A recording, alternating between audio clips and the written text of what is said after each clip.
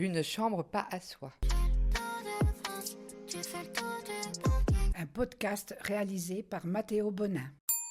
Hello, you're welcome. I hope your trip went well, and we'll do the check-in right now. You have a luggage room here. You can let your stuff. Être accueilli. Être le bienvenu quand on vient de loin. C'est souvent les premières minutes qui sont décisives. On sait, quand on arrive dans une auberge de jeunesse, si elle sera de celles inoubliables.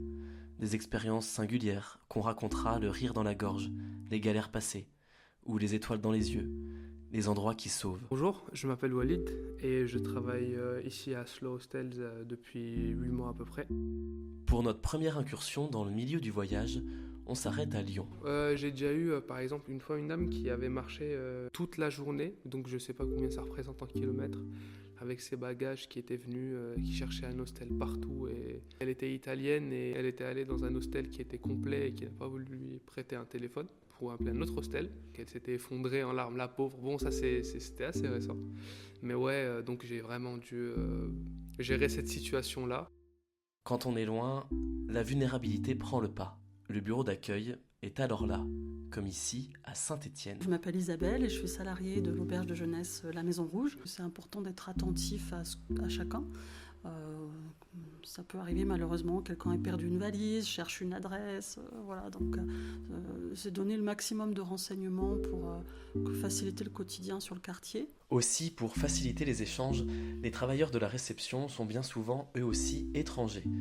C'est le cas ici à l'auberge Ciarus, à Strasbourg. My name is Diana Sasueta and I work at the reception. Si les gens ne connaissent pas la ville, ils ont des questions comme « Où est-ce que je peux manger ? Où est-ce que je peux acheter ça ?»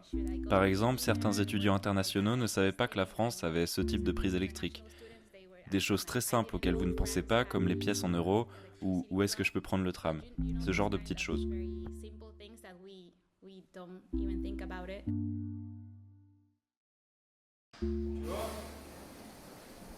Ça, en anglais, en français, toute la journée, je connais maintenant vraiment bien Lyon.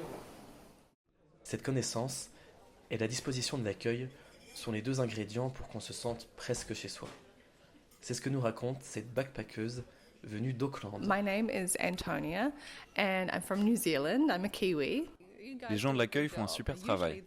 En général, ils ont le même âge que nous. Vous pouvez avoir des petites choses en plus comme des œuvres d'art, des livres ou des magazines que vous pouvez lire. Même du café ou du thé.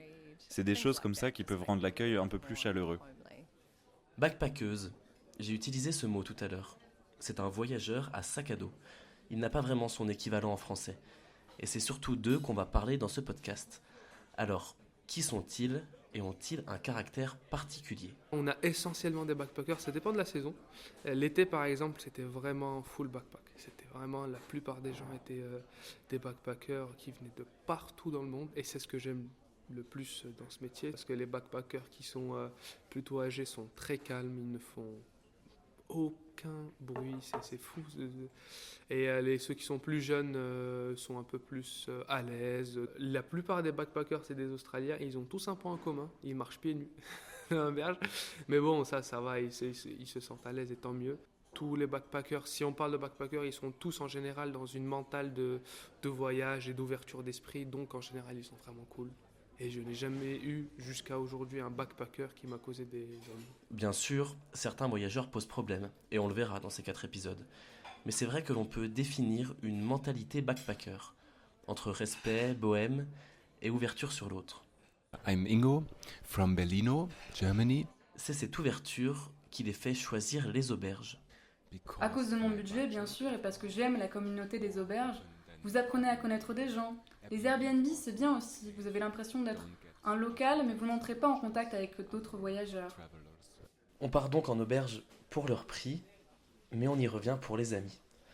Les rencontres que l'on a faites. Je m'appelle Oussam et je viens de la Mecque, en Arabie Saoudite. J'ai beaucoup voyagé, mais cet été, à Istanbul, c'était la première fois que je décidais de dormir en auberge. Je l'ai fait pour des raisons économiques, mais je vais continuer à voyager comme ça pour des raisons humaines. J'ai découvert que ce lieu nous rassemble, nous fait sourire, rire, parler et sortir ensemble. C'est donc ce que l'on peut conclure sur les raisons de choisir une auberge. Sur les 14 voyageurs interrogés, 11 mettaient clairement en avant la volonté de rencontre plutôt que le prix. I'm Jay, J-A-Y. I'm from China, in Chengdu. Je suis le seul enfant de ma famille, donc je n'ai jamais vraiment aimé être seul. Je lisais beaucoup étant petit, mais plus par obligation. Le voyage, cela me sort de ma solitude. Cet été, je suis partie seule à travers l'Europe et au Proche-Orient. Le voyage, pour moi, c'est se donner une vision correcte, précise du monde et pas idéalisée. Le check-in est enregistré et les présentations sont faites. C'est la fin du premier épisode de ce podcast. Je vous invite pour la deuxième partie. Nous plongerons dans le lit et les questions d'intimité.